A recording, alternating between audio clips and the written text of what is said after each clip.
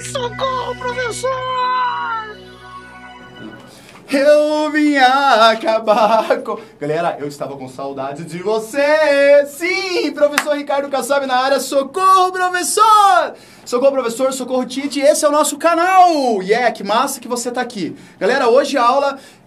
pensa numa aula assim, tipo, essa aula eu preciso dela. Você precisa dessa aula. Você que vai fazer neném, quer dizer, você vai fazer Enem, vai fazer vestibular. Você que, tá se sentindo muito burro. Você tá sentado lá na sala de aula e você olha o professor falar, você fala assim, eu não tô entendendo nada. Eu sou uma pessoa muito burra. Eu acho que eu preciso muito largar de estudar. Não! Você não é burro. Você simplesmente, você não tá entendendo algo que você entenderá agora. Beleza? Ei, por isso que você procurou esse vídeo, a gente vai falar de Taylorismo, de Fordismo e de Toyotismo. São modelos produtivos, são estruturas produtivas. Cara, Taylorismo não tem nada a ver com terrorismo, porque tem brother que você tá dando aula e assim, professor, eu sei que eu tava assistindo ontem da televisão lá e tava falando do terrorismo.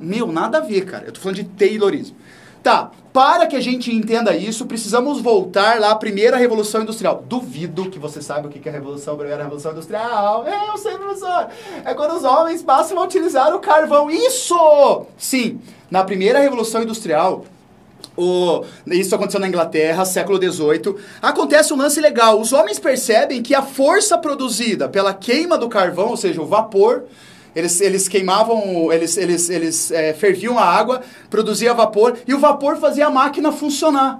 Cara, que massa, mano. Antes eu precisava ficar fazendo assim, no tear lá, muito loucamente. Agora eu não preciso mais, porque agora a força do vapor vai fazer isso. Cara, que massa. As locomotivas. Agora as locomotivas, eu tenho trens a vapor, né? As Marias Fumaça. Massa. Ei, primeira Revolução Industrial. Só que aí tem um lance. Acaba a primeira Revolução Industrial, começa the Two Revolution. Sim, a segunda, não tenho culpa que você não sabe inglês, tá? Two Revolution, que é a segunda Revolução Industrial. Galera, segunda Revolução Industrial tem um outro combustível que é chave para essa revolução, que é o petróleo. Massa, petróleo.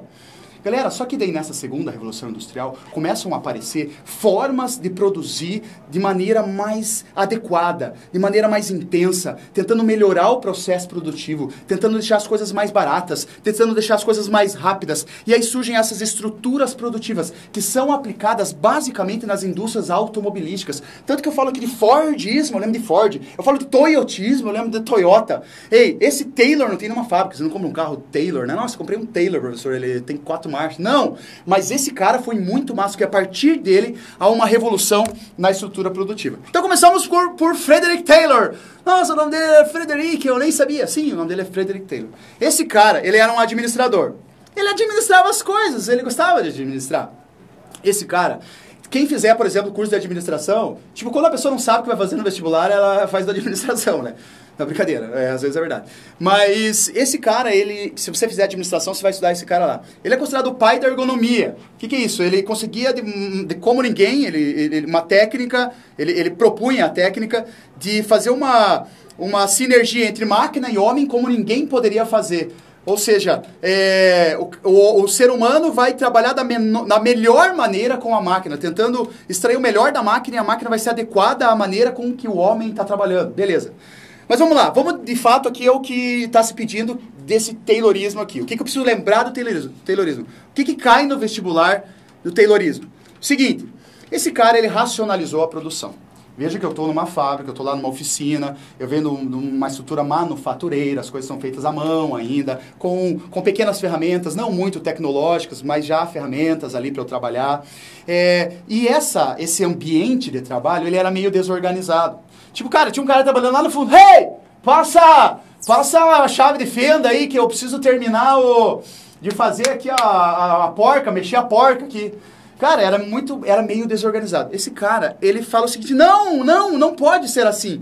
Vamos organizar, vamos racionalizar esse meio produtivo. Ou seja, você, cara, que está fazendo a agulha da máquina de costura, você vai fazer só a agulha. Você não mais vai fazer toda a máquina. Você sabe fazer a agulha como ninguém. Então você faz só a agulha. Você não. Você sabe fazer muito bem a manivela. Você vai fazer só a manivela. E outra coisa, você que faz a agulha, eu vejo que quando você vai pegar o fio lá, sei lá, vai pegar alguma coisa para fazer a agulha, você faz esse movimento. Você não vai mais fazer esse movimento. Agora você vai fazer esse movimento aqui, ó, no ângulo reto, porque você faz mais rápido. Então ele faz com que o trabalhador comece a exercer a sua função de forma muito otimizada, no menor tempo possível, da melhor maneira. Resumindo, cara, ele começa a especializar a produção, a dividir o trabalho. Cada um vai fazer aquilo que sabe fazer de melhor. E sabe o que é interessante? Aí você precisa muito guardar. Ele institui o que a gente chama de hierarquia da produção. Cara, agora você tem um chefe. Agora você tem um gerente que vai ficar, isso é massa também, com um relógio, dizendo assim, ô Jeremias, ô Joaquim, você está demorando demais para fazer esse parafuso. Você precisa fazer esse parafuso mais rápido. Sim, e daí ele cronometra a produção. Isso é característico do Taylorismo. A cronometragem da produção. Então o cara tá lá, ele tá com um supervisor, ele tá com um chefe dizendo, faça mais rápido, vai, duvido que você faça. 1, 2, 3 e já, eu não tô olhando, eu quero ver se você... Lembra quando o pai falava assim, ó, eu vou olhar pro lado, não tome tudo a vitamina. Então era mais ou menos assim, duvido que você faça mais rápido. Era tão assim que tinha competição entre os funcionários. Sério, o cara que fizesse mais rápido ganhava um prêmio. O cara que... Eles eram desafiados a produzir mais rápido e por isso ganhariam um bônus salarial. Sim, de verdade. Resumo, o que Taylorismo faz? O que Frederick Taylor propõe? Ele propõe a racionalização da produção, ele propõe uma otimização, na verdade, cada um vai fazer aquilo que sabe fazer de melhor, a cronometragem da produção e há agora a presença do chefe, a hierarquia produtiva. Há outras características, mas que passam a ser superficiais ou periféricas, dentre essas tão importantes. E eu vou colocar isso aqui, vou disponibilizar para você no final do vídeo, esses slides todos vão estar para você lá. Bora! Aí surge um cara forte. Eu já estou aqui, galera, eu já estou no início do século XX, tá? Inclusive, você viu ali que o livro que Frederick Taylor lança é de 1911. Mas vem cá, esse cara aqui, Henry Ford, ele tinha uma fábrica de automóveis. Ele já trabalhava no modelo taylorista, assim, ele já trabalhava no modelo um pouco mais Só que o ritmo de produção dele não era como ele gostaria que fosse. Esse cara era um empresário, brother. Esse cara queria ganhar dinheiro, e ele era muito bom nisso. Ele era um empreendedor, ele tinha fábricas de outras coisas também, além da Ford, que inclusive levou o nome de Fordismo, né? Seguinte, esse cara, ele pega o que ele achou de legal no Taylorismo e aplica nas suas fábricas, só que com alguns acréscimos. Que acréscimos são esses e que são característicos do Fordismo que vai cair na tua prova lá, tipo super vai cair, você muito tem que saber. Primeira coisa, esteira. Como assim, professor? Uma esteira? A minha mãe tem esteira, que a gente sai lá pra ir pra praia e minha mãe... Não, não é essa esteira. Sabe aquela esteira da fábrica, onde a peça está em cima dela e ela vai andando em cima da peça? A esteira vai conduzindo a peça? Sim. Isso revolucionou a indústria. Por quê? Porque no modelo taylorista era mais ou menos assim. Ô, fiote, você fez aí a peça, traz pra mim a peça pra eu continuar aqui. Você tá fazendo o parafuso, eu sou bom aqui em fazer a porca, então vem aqui. Cara, no Fordismo não. No Fordismo não sou eu que vou buscar a peça vem até mim, brother. Então aí eu tô parado, esse é outro lance do Fordismo legal. Eu tô parado aqui, eu tenho o meu lugar na indústria. E a peça vem até mim e eu passo a fazer só aquilo, pá. Quem assistiu Tempos Modernos, Charlie Chaplin lembra lá, né? O cara fica fazendo só aquilo, pá. Então é um trabalho extremamente especializado. E outro lance que você vai guardar, vai até aparecer aí. A alienação do processo produtivo. O cara está tão focado em fazer só uma coisa, para que faça mais rápido e etc. Às vezes a esteira começa até numa velocidade mais rápida. Ele está tão focado em fazer aquilo, que é possível que ele nem saiba o resultado do final do que ele está produzindo. Ele nem sabe para que serve aquela peça. Ele nem sabe. Lógico que isso é um exagero. No fundo, o cara sabe o que está produzindo. Mas há essa ideia de que ele pode até saber o que está sendo produzido lá no final. Mas ele não sabe fazer tudo. Ele não consegue fazer as outras etapas de produção. Porque ele está especializado naquilo. Querido, só que tem um lance de forte. Por favor, você guarda isso, que isso vai cair. Eu prometo pra você que vai cair. Se não cair, você vem aqui que a gente se abraça junto, mas vai cair. Galera, fiz uns barulhos massa aí, porque a gente tem uma parada aqui que é muito louca, que ó, um anão tá mergulhando aqui atrás. Não, nada a ver. Gente, olha só. Nada a ver. Qual que é o lance do Fordismo? É muito mais do que um sistema de produção. Fordismo lança aquilo que passa a se chamar um sistema de consumo. Como assim, Tite, um sistema de consumo? Cara, primeiro, ele aumenta o salário dos caras. Sim, ele aumenta o salário, as pessoas começam a ganhar mais.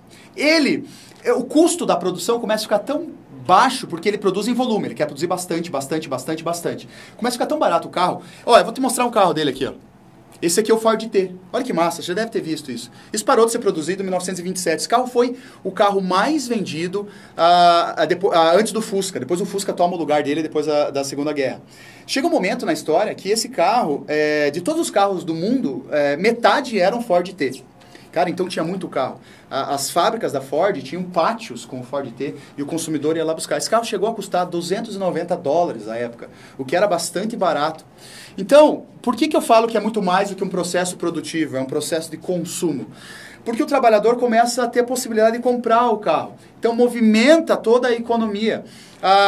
Além do cara ter dinheiro, o Henry Ford propõe o final de semana para o cara curtir com a família tal, e poder usar o dinheiro para comprar o carro. E começa, nesse momento, também incentivado por Ford, o parcelamento do produto. Então, o cara que não tinha grana, ele podia parcelar, ter crédito para pegar a grana do banco e poder comprar. Então, a gente diz que o sistema Fordista é muito mais do que um sistema de produção, um sistema de consumo. Professor, mas o que eu preciso lembrar muito do Fordismo? A esteira e a alienação do processo produtivo. O cara, ele não sabe fazer as outras etapas. Para fechar, tá aqui, ó. Toyotismo. Nossa, professor, eu tenho um Toyota que eu sou muito rico, que eu tenho um super Toyota e eu sou um toyoteiro. Não, presta atenção, nada a ver. Galera, no toyotismo é o seguinte, eu estou falando agora aqui da década de 70 já, bem mais próximo a nós. Toyota, depois da crise do petróleo em 1973, essa crise do petróleo é um dos choques do petróleo que você vai estudar mais à frente, é quando Israel, Egito e Síria entram em guerra, porque Egito e Síria queriam reaver as terras que Israel havia conquistado na Guerra dos 6 Dias. Em 1973 acontece a Guerra do Yom Kippur, né? Quando, enfim, a OPEP, os países exportadores de petróleo, a Organização dos Países Exportadores de Petróleo, ela resolve dar uma diminuída no ritmo de produção para meio que se vingar dos americanos, dos próprios judeus, enfim, de Israel, por causa daquela guerra. Então, começa a ficar caro produzir. O petróleo fica caro, o barril do petróleo sobe demais o preço. Cara, o mundo passando por crise. Precisava se produzir mais barato. Toyota vai até Detroit para perceber como era o sistema Fordista. E ele percebe uma coisa, caramba, os caras produzem demais. Essa produção em massa, que é a característica do Fordismo, não vai funcionar no Japão, não vai funcionar no meu país. Mesmo porque não tem uma área que os caras têm aqui nos Estados Unidos. Eu preciso, para tudo e presta atenção nisso que eu vou falar. Eu preciso diminuir a produção e produzir de acordo com a demanda. Sim, essa é a grande característica do toyotismo, é a produção de acordo com a demanda. Aí surge até um termo que é assim, just in time, que é o quê? Gostou do just in time? Just in time que é o quê? Produzir na hora certa, o produto certo, na quantidade certa. Sim, a produção começa a ficar mais barata. Cara, ideia massa, porque assim, ó, já que eu quero produzir a quantidade certa para o consumidor, etc., eu preciso saber o que o consumidor quer. Quantos consumidores estão querendo? Aí entra aqui, ó. Pesquisa de mercado. O que o consumidor gosta? Muito massa. O toyotismo, as indústrias hoje são toyotistas. As grandes montadoras, ou as montadoras, são essencialmente toyotistas. Até porque uma montadora hoje, ela só existe por meio da terceirização. Uma montadora hoje é uma grande brincalhona de Lego, né? Ela pega peças do mundo todo, junta e começa a montar. Por que terceirização? Porque Toyota percebe, e aqui tem até a foto, esse não é Toyota, tá? Esse aqui é o Taiichi Ohno, que era um engenheiro da Toyota, que também foi conhecer as fábricas Fordistas e trouxe esse modelo para o Japão, que hoje é aplicado no mundo todo. Eles percebem que eles poderiam pedir para fornecedores produzirem peças que seriam feitas até melhor, de forma mais barata, eles comprariam as peças de outras pessoas para produzir os seus carros. Então, a terceirização é uma das características do toyotismo. E outra coisa que eu queria fechar com isso, galera, que é o seguinte, os carros são muito bem produzidos. A Toyota percebe que era legal, que o consumidor gostava que o produto ficasse muito bem acabado, muito bem feito. Tanto que você pensa no Toyota, você pensa assim, o Toyota não quebra. O Toyota é um carro seguro, um carro que não quebra, um carro que dura bastante. Ao contrário do que eram os Fords primeiros, os primeiros Fords, por causa da produção em massa, às vezes o acabamento não ficava legal. Aqui não. A Toyota pensa assim, eu vou fazer tudo bem bonitinho. Tanto que você vê as fábricas toyotistas, era assim, tinha um cara supervisionando a produção para ver se estava tudo legal. Beleza? Toyotismo. Agora, olha só uma questão do Enem. Professor, eu já fiz no Enem. Não, é Enem, tá? Eu vou pular essa aqui e vou para essa aqui que fala Essa aqui fala especificamente do toyotismo e do taylorismo, etc. Cara, isso aqui cai no vestibular. Se você pensa assim, pô, professor, isso é importante. Cara, é tão importante que caiu no Enem, brother. Você quer passar no Enem, sim ou não? Na verdade, você quer ter uma boa nota no Enem. Então vem cá, vamos fazer com calma essa questão. Vamos lá. Vamos ler juntos, somos os leitores.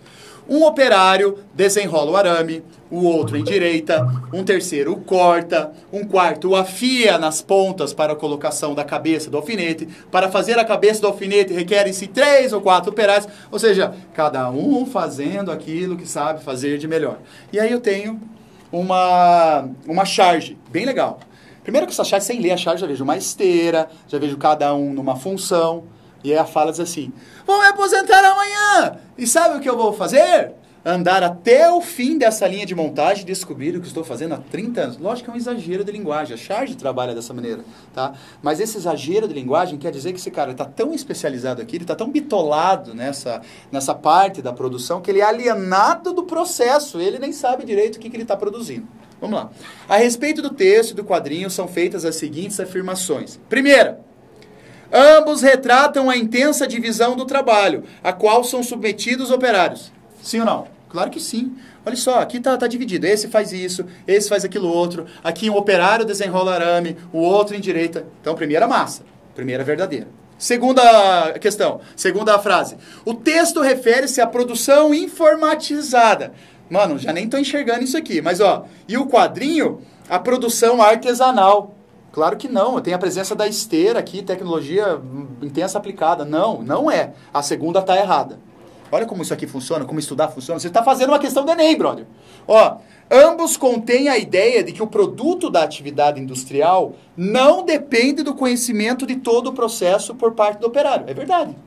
O produto da atividade industrial não depende de todo o processo feito pelo operário. É verdade. Cada um tem a sua parte, cada um numa parte nesse processo. Então, a terceira é verdadeira também. Então, ó, dentre as afirmações, apenas a 1 e a 3 estão corretas. Você marcaria a letra E. Beleza, galera? Dá um curtir aí, divulga pros amigos, o cara que tá fazendo vestibular aí, divulga pra sala. É nós que tá, pede aí vídeo do que você tá precisando, que a gente faz. Beleza? Fui! Pá!